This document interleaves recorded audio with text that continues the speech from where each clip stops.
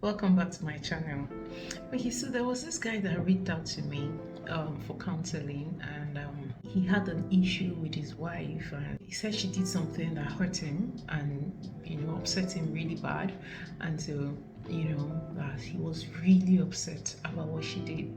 But that after some time, he got over it. She apologized. I mean, she also felt very sorry about what she did. She apologized, and he said they got back together okay and all that. But he said that after that he just discovered that she became sexually unattractive to him. That so he was not attracted to her in any way sexually. Even when she wants that he really did not want to have sex with her, and so it became a worry for him, and he didn't know what to do. He said he travels a lot, and that when he's away he will be feeling like he wanted sex when he's feeling horny. That okay, when he gets home, but he will get home and that all those feelings will disappear. We'll look at her and not just feel like having sex with her.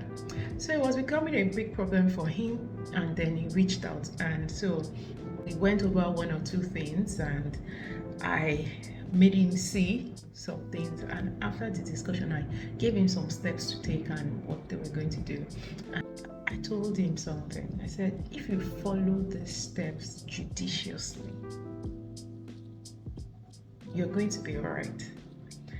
And I was so sure of it. I just said a word of prayer with him, and that was it. After a while, of course, I didn't reach out to him because I didn't want to put him under pressure or anything. So like a month or thereabout, or 2 months after, he reaches out to me and he says that, oh, I just wanted to thank you for the last time we spoke. That in his words, I followed everything you said to the letter. I didn't miss anything out, and I just want to say thank you because we are good now.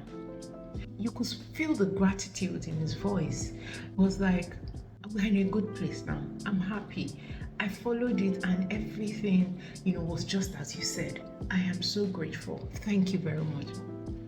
Times like this it makes it worth it. You feel fulfilled and happy and all that, and that was what I felt that day. And that is how I keep feeling when people give me feedbacks of the work and how it went, how we benefited them or helped their marriages or their lives.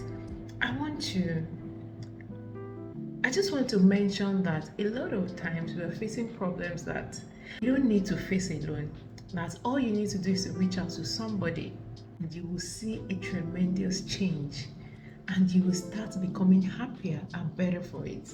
It might not even be someone you have to pay. It might just be a friend that you feel knows better. It might be a mentor. It might be a coach. It might be a professional therapist or someone that you need to pay.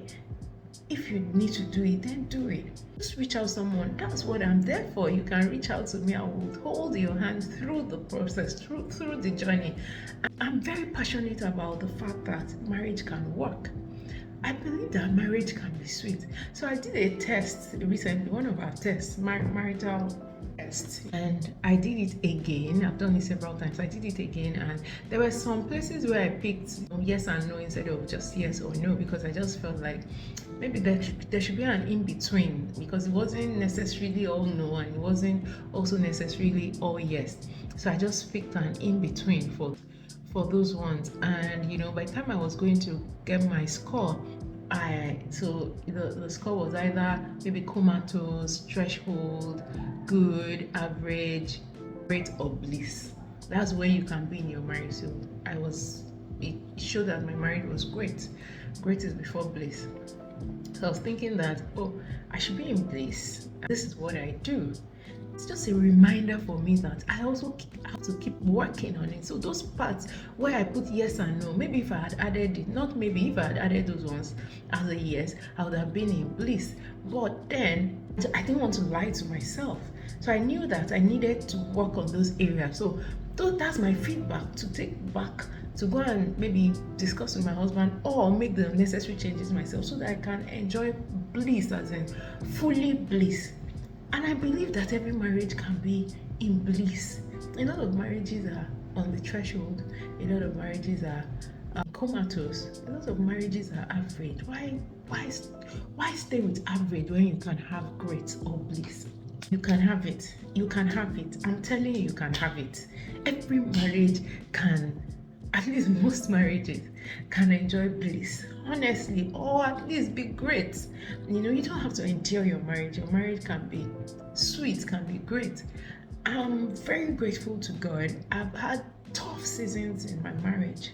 Honestly, there was a time, even after I started counseling, that I could take that test and be on maybe average or a bit below average. No, a bit below average, because it was a season where I was going through.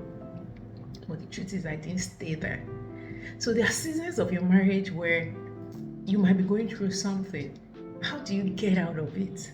A lot of people are not able to get out of those seasons, because we know that there are 4 seasons in marriage, just like as generally.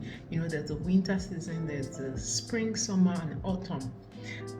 But when you're in the winter season, or when you're in the autumn season, the way you can navigate back to the spring as against going into winter. And even if you're in winter, there's a way you can get back, if you are ready to put in the work. Reach out to someone right now, or just slide into my DM and I can help you.